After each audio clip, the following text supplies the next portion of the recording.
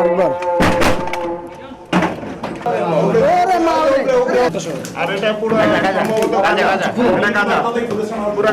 আমরা বিপুল পরিমাণে অবৈধ মদ, দেশি এবং বিদেশি মদ এবং দেহ ব্যবসা এবং এই মাদক ব্যবসার সাথে জড়িত সংশ্লিষ্ট ব্যক্তিবর্গদেরকে গ্রেফতার করি। মাসখানেক আগে ম্যাজিস্ট্রেটই ক্ষমতা পেয়েছিলেন বাংলাদেশ সেনাবাহিনী। একটু দেরি হলেও সেনাবাহিনীর এই ক্ষমতার সুফল পাচ্ছে বাংলাদেশের মানুষরা। অবশেষে গর্জে উঠেছে বাংলাদেশের সেনাবাহিনীর দামাল সেনারা। দেশের সন্ত্রাস আর মাদক মুক্ত করে চালাচ্ছে একের পর এক যৌথ অভিযান। গত কয়েকদিন ধরে যৌথ বাহিনীর অভিযান নিয়ে আলোচনা করতে চলেছি আজকের এই ভিডিওতে। ভিডিওটি লাইক দিয়ে সম্পূর্ণ দেখুন। নতুন বন্ধুরা আমাদের চ্যানেলটিকে সাবস্ক্রাইব করে পাশে থাকা বেল বাটন ক্লিক করে অলে সেট করে দিন। টঙ্গী অভিযান। গাজীপুরের টঙ্গীতে যৌথ বাহিনীর পৃথক অভিযানে বিদেশি মদ, বিয়ার, গাঁজা, নগদ টাকা, মাদক ব্যবসার সঙ্গে জড়িত ও পতিতাবৃত্তির অপরাধে শতাধিক নারী পুরুষকে আটক করা হয়েছে।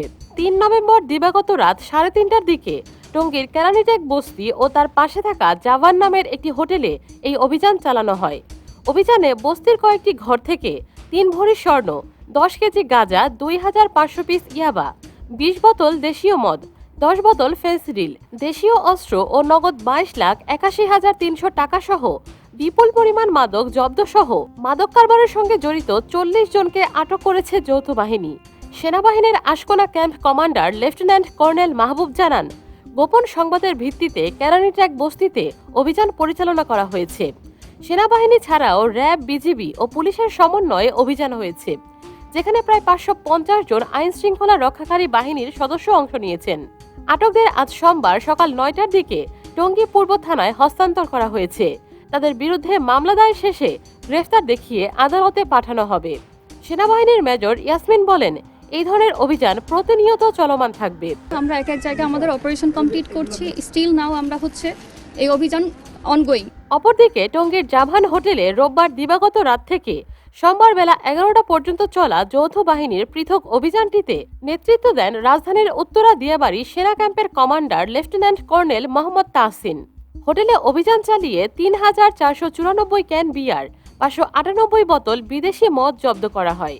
এ সময় পতিতাবৃত্তির অপরাধে 27 জন নারী, হোটেলটিতে আসা 32 জন পুরুষ ও হোটেল পরিচালনায় নিয়োজিত 18 জনকে আটক করা হয়েছে।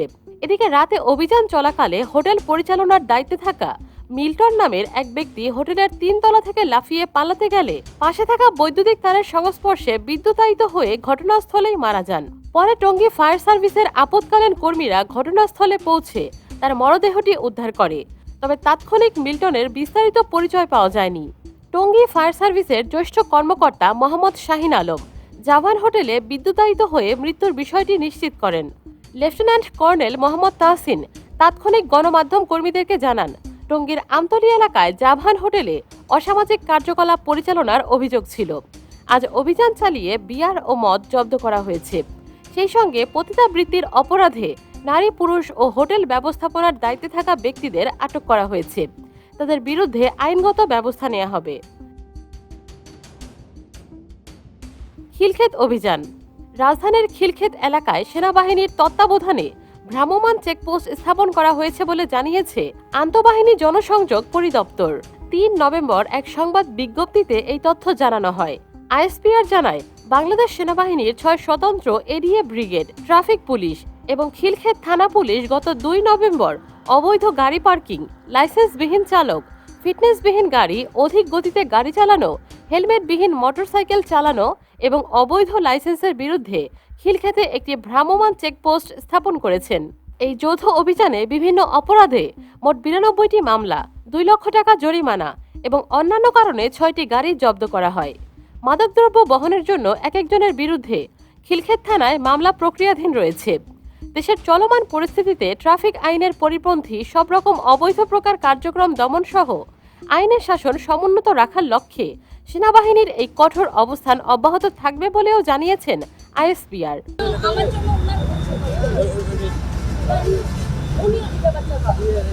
শেরপুর অভিযান।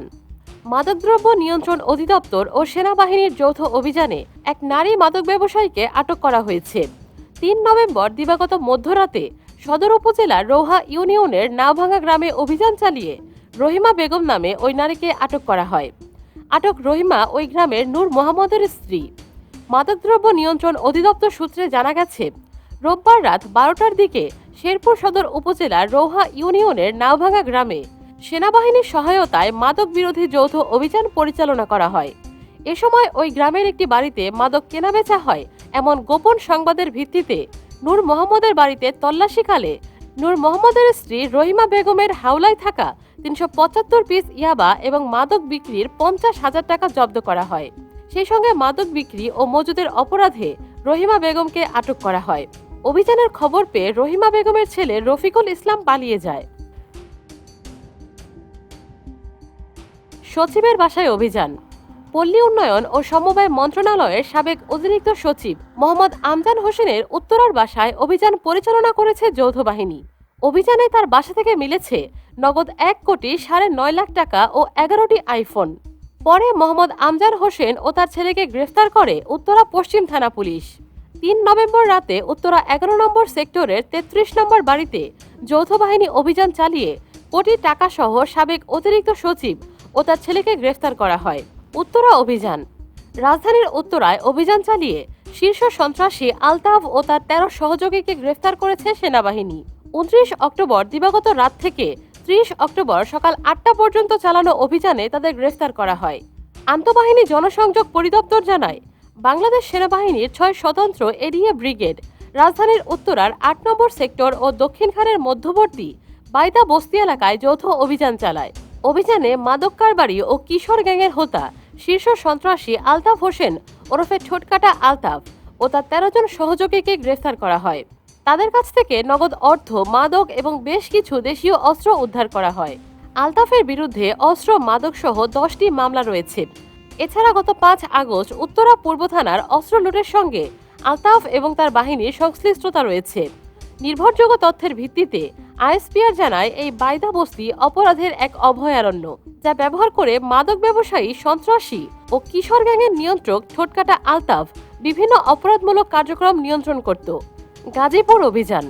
সম্প্রতি গাজীপুরের লক্ষ্মীপুরে যৌথ বাহিনীর অভিযানে 5 জনকে আটক করা হয়েছে। এর মধ্যে 2 জন নারী এবং 3 জন পুরুষ ছিল। মহানগরের লক্ষ্মীপুর এলাকায় অভিযান চালিয়ে তাদেরকে আটক করা হয়েছে। তাদের সাথে নগদ টাকা, গাঁজা, ইয়াবা এই সকল জিনিসপত্র ছিল। গ্রেফতারকৃতদের গাজীপুর মেট্রোপলিটন থানায় হস্তান্তর করা হয়েছে। তাহলে বুঝতেই পারছেন, সেনাবাহিনীর অভিযান কিন্তু প্রতিনিয়ত চলমান থাকবে। আর এই মুহূর্তে মাদকদ্রব্য সেবনকারী এবং মাদক বিক্রয়কারীরা অনেক বেশি ভয়ে আছে। আজকের এই ভিডিওটি আপনাদের কেমন লেগেছে তা অবশ্যই কমেন্টে জানাবেন এবং নিত্য নতুন ভিডিও আপলোডের সাথে সাথেই পেতে আমাদের চ্যানেলটি সাবস্ক্রাইব করে পাশে থাকা বেল বাটন ক্লিক করে অলে সেট করে দিন। ধন্যবাদ।